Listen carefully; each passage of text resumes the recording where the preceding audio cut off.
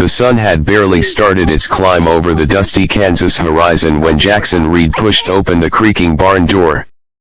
Inside, the air was heavy with dust and something darker fear.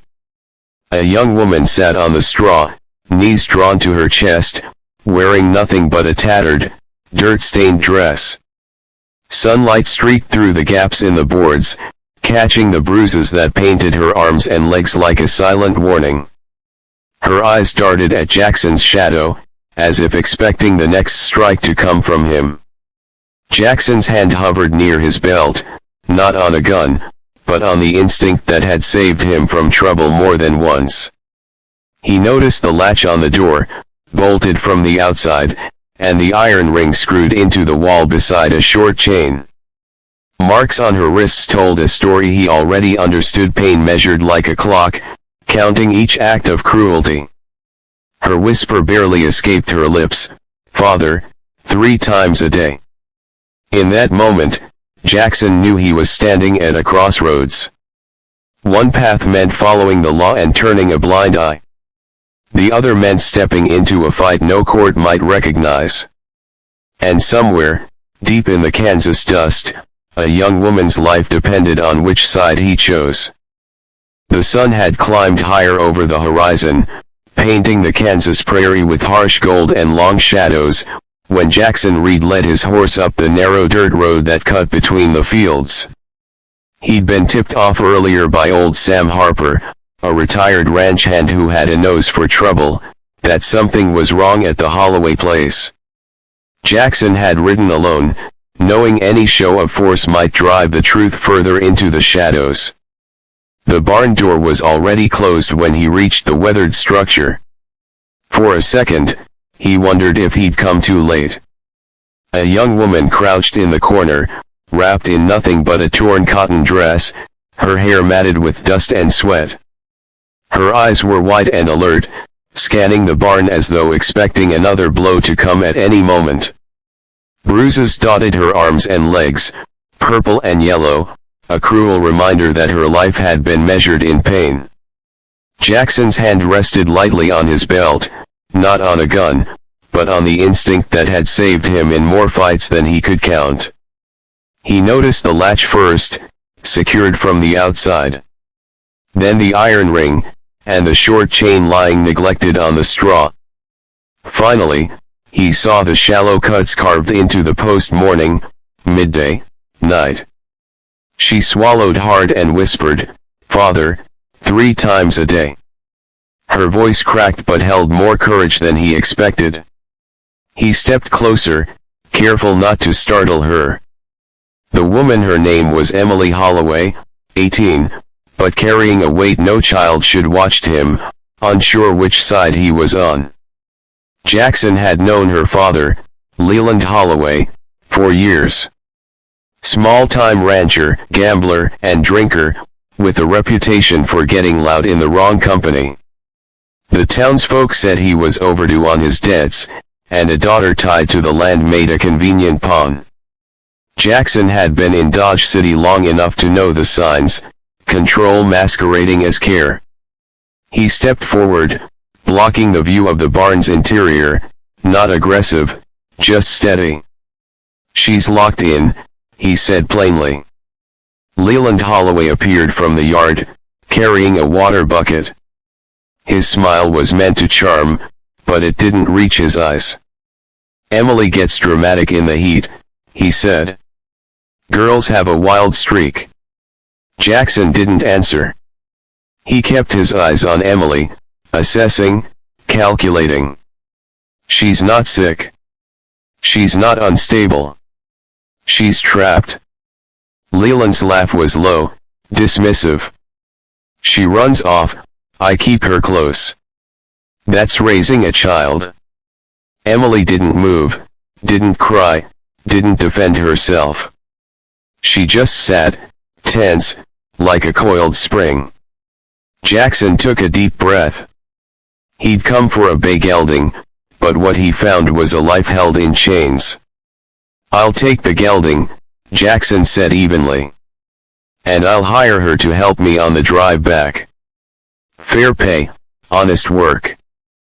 Leland's smirk faded. "She ain't for hire," he said. "And she ain't livestock either." Jackson's patience thinned. That was all it took. Leland lunged, whiskey breath and fists flying. The first punch hit Jackson's shoulder, the second never landed. He caught Leland by the shirt and drove him back against the barn wall, sending dust into the sunlit air. A horse kicked, startled, and straw swirled around them like a storm. One solid hit to the ribs, a shove into a feed barrel, and Leland was reeling. Emily's hands moved then, grabbing a handful of straw and throwing it into her father's face. Not heroic, but desperate, enough. Jackson seized the moment, unlocking the stall door with a key that hung from a nail. He stepped between father and daughter. "One more hand laid on her," he said, voice low, "and I come back with the law. And I won't be alone." Minutes later, the wagon rolled away from the Holloway yard. Emily sat beside Jackson, wrapped in an old canvas coat. She didn't look back. Behind them, Leland stood in the yard, eyes cold, already plotting his revenge not with fists, but with the law. The ride was slow. They crossed the Arkansas River at a shallow bend, wheels grinding over stones. Jackson didn't press Emily with questions. He gave her water and a gentle word. "You're safe here," he said. She nodded, distant, counting hours rather than trusting the moment. That first evening, shadows stretched across the ranch. Emily stiffened at one of the hours, and Jackson noticed but said nothing. Instead, he kept her moving, feeding the horses, breaking the rhythm of fear. Slowly, a small shift occurred. Not trust, not yet, but a crack in the armor fear had built around her. The next morning, Jackson rode back into Dodge City, stopping at the sheriff's office. Sheriff Tom Callahan sat with boots on his desk, hat tipped back, listening without interrupting. "Lock, marks on wrists. 3 times a day." Tom nodded slowly. "You stepped into something," he said. Jackson knew it. Leland had filed a complaint, claiming kidnapping. The law could be tricky, but he also knew that out here, sometimes blood spoke louder than law. Returning to the ranch that afternoon, Jackson found Emily watching the horizon, tense and expectant, a thin line of dust rising in the distance. Leland was coming. 3 riders. Leland in front, 2 cronies behind, men who spent more time leaning on barroom walls than working honest fences. They arrived in the yard, guns hidden, eyes hard. Leland swung down, voice bright with menace. "You've got something that belongs to me." Jackson stood steady. "She's not a saddle," he said. Emily stepped onto the porch, behind him but not hiding. That mattered more than she could know. The dust hadn't even settled before Leland Holloway and his men started stirring trouble. By mid-morning, Dodge City felt heavier, quieter, as if the town itself were holding its breath. Jackson knew the law might not move fast enough, so he kept Emily close, keeping her in sight but letting her breathe. They hadn't gone far when Emily finally spoke, her voice soft but steady. "He won't stop," she said, glancing toward the rising dust on the horizon. Jackson didn't answer. Instead, he rested one hand on the wagon's side, studying the trail ahead. There were 3 riders, and their presence wasn't about reclaiming property, it was about power, about fear, and about control. By the time they reached the ranch, the men were close enough to hear the hooves crunch over gravel. Jackson led Emily inside the small wooden house, telling her to stay behind him. The porch groaned under their weight, a sound that made Emily flinch at first, then focus. Jackson knew she was learning, counting hours in a new way, not waiting for punishment, but anticipating opportunity. The men rode up hard, pulling their horses to a stop in the yard. Leland swung off his horse, eyes bright and mean. "You got something that belongs to me," he called. Jackson didn't flinch. "She's not for sale," he said evenly, "and the sheriff knows where she is. We can settle this properly, in town." Leland laughed, the sound bitter and dry. "Settle here," he said, stepping forward. One of his cronies moved to circle around, but Jackson was faster. He stepped off the porch, shoulder into Leland, sending both of them into a cloud of dust. Fists and teeth and grit met each other in the summer heat. Jackson kept his stance steady, measured, one clean strike after another. Emily's eyes sharpened. She saw the opportunity, saw the chance to fight back, and grabbed a fence post. "Stop!" she shouted. Her voice carried through the yard like a bell. The power in it startled Leland, and for the first time, he hesitated. The other two men exchanged a look, uncertain now, and slowed. Jackson didn't waste a moment. He moved to the latch, ensuring that Emily could step freely, could claim her space without fear. Leland's cronies realized this wasn't a fight about guns or money, it was about control, and Jackson wasn't yielding. Leland pulled himself up, wiping blood from his mouth, fury giving way to calculation. "This ain't over," he said, voice low and dangerous. He mounted his horse, motioning for the others to follow. Dust rose behind them again, painting the prairie with the echo of a threat that wasn't finished. Emily stepped down from the porch, trembling slightly, but standing taller than before. "He made me sign something," she whispered. Jackson understood immediately, it wasn't just the beatings, or the fear, it was property, inheritance, and the kind of leverage that could ruin a young woman's future. That evening, the ranch settled into an uneasy quiet. Jackson didn't push Emily with questions. He gave her chores, keeping her hands busy, breaking the rhythm of waiting. She fed the horses, mucked the stalls, and moved through the routines with careful precision. Each motion chipped away at the fear, each task a small victory in reclaiming her life. The next morning, Jackson returned to Dodge City, seeking Sheriff Tom Callahan. The town itself seemed aware that something had changed. Voices hushed as Jackson and Emily entered the office. Tom listened silently, letting the story unfold without interruption. Marks on the post, bruises, chains, and fear all noted. Tom rubbed his jaw, slow and deliberate. "You stepped into something," he said finally. Jackson nodded. He understood the unspoken truth. Out here, the law wasn't always just, and sometimes courage was the only weapon that mattered.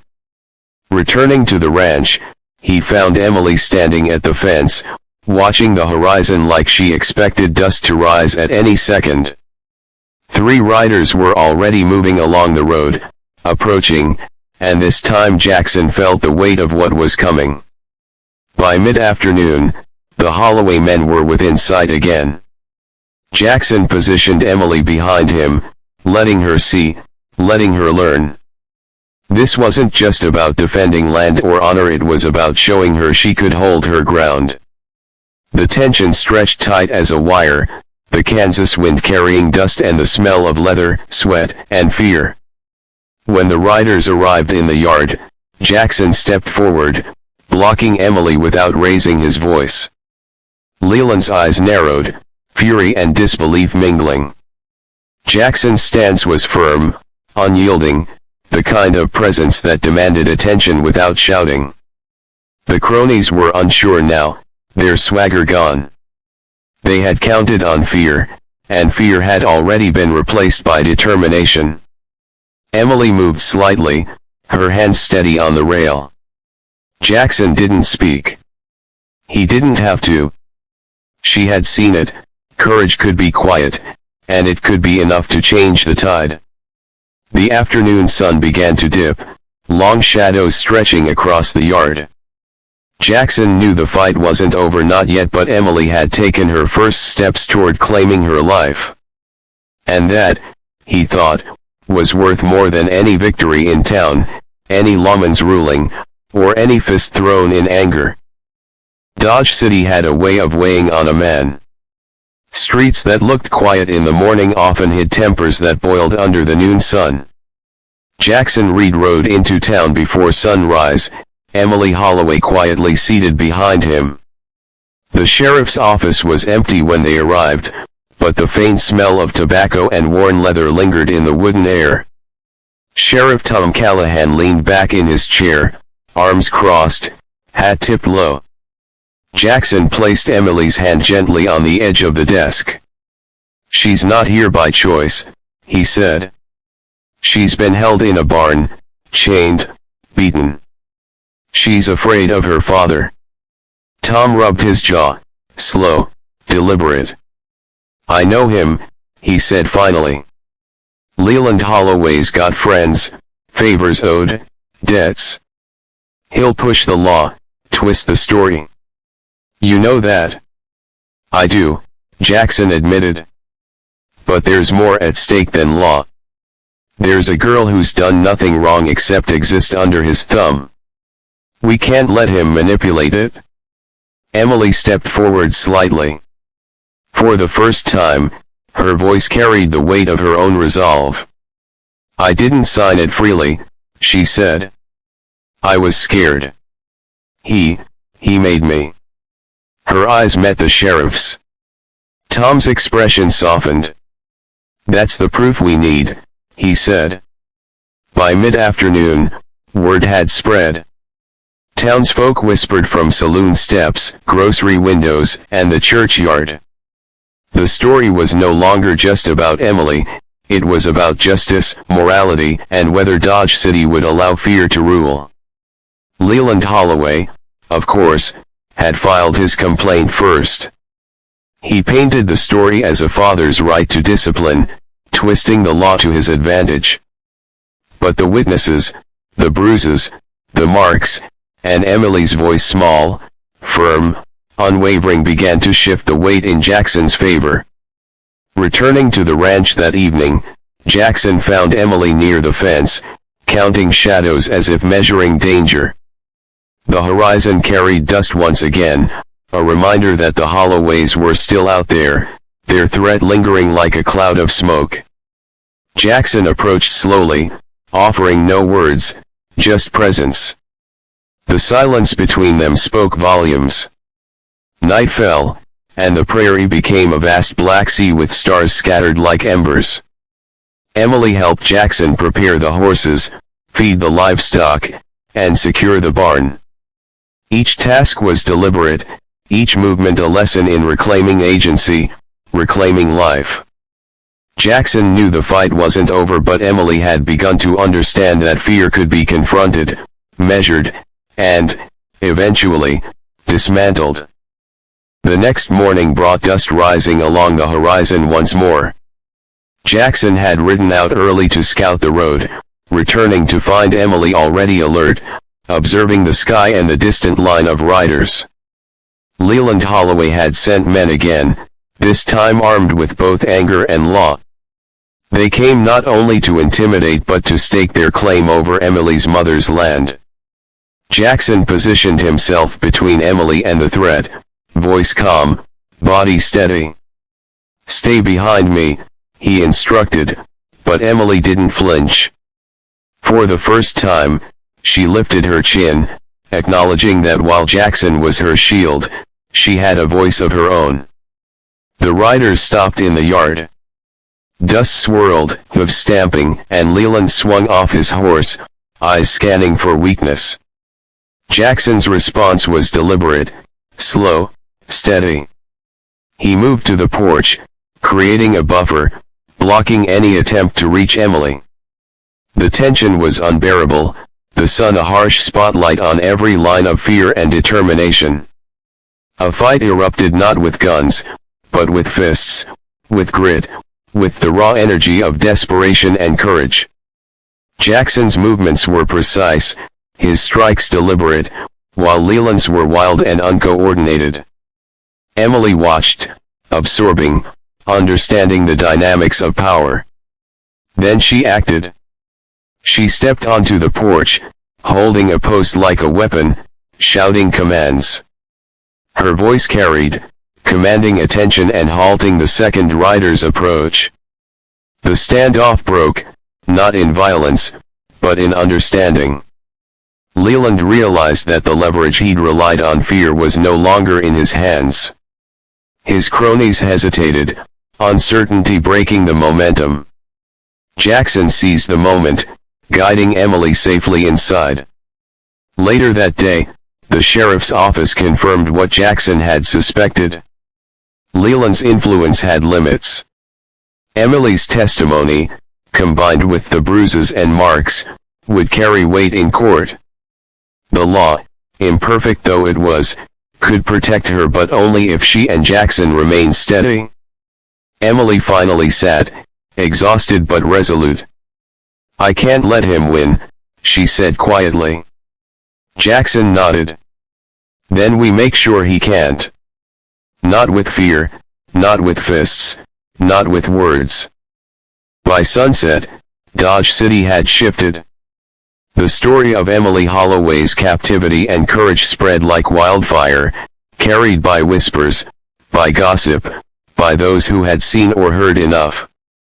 Leland Holloway tried one final time, presenting himself at the sheriff's office, bruised pride and bloodied collar betraying his rage.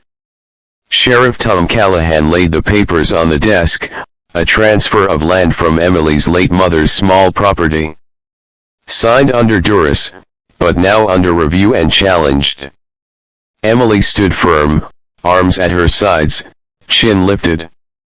Jackson flanked her silently, a steady presence. "This isn't raising a child," Tom said, addressing Leland. "This is coercion, cruelty, and unlawful control. The law sees it clearly." Emily finally spoke, clearly and without hesitation. "I did not sign it freely," she said.